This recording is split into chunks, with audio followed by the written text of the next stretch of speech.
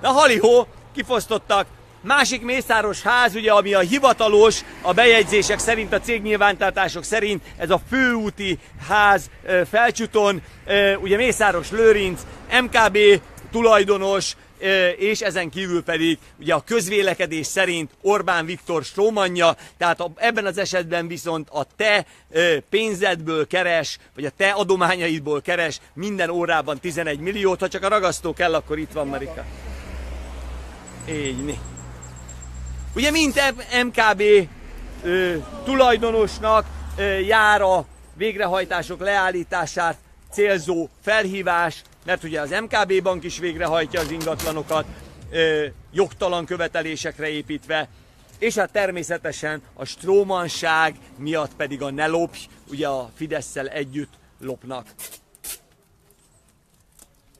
Valakinek volt itt gondolata, aki mondani akarta, hogy itt majd lesz.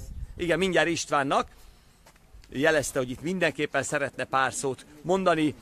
Addig is nagyon fontos, hogy cselekedj, és te magad is tegyél azért, hogy ez egy jobb ország legyen, egy kicsit másképp tudjunk benne élni. Marika közben felszereli, valamiért nem ragad arra. Ragd ide, ragadt erre a fára, mert oda valamiért nem ragad. A rengeteg pénzt, amit elszórnak, és amit ugye egy kézbe próbálnak szedni, és sokkal jobb lenne és hatékonyabb lenne, hogyha mindezt mondjuk az egészségügybe, az oktatásba, a tanításba, netántán az igazságszolgáltatásba próbálnak bevetni, hogy ne legyen érdeke egyetlen egy jogalkalmazónak, nevezzük nevén bírónak, hogy pénzért esetleg megvehető legyen, vagy esetleg utasítani lehessen bármire, mert annyi a fizetése amennyi, és független legyen mindentől. De mindaddig, amíg egy helyről csepereg a pénz, addig mindez megvalósíthatatlan lesz. Így van, így van. 2018 4. hó 12-én nyilatkozta Mészáros Lőrinc az RTL Klub híradóban, hogy amit elértem, azt magamtól értem el, dolgoztam. Hát, hogy nem sül a pofádról a bőr. Hát jó barátod van, ezt miért nem mondod már el egyszer a híradóban, hogy a miniszterelnök a barátod, te másképp egy nagy senki visszavelők most is. Hajrá! Így van. Abszolút, abszolút jó a gondolat.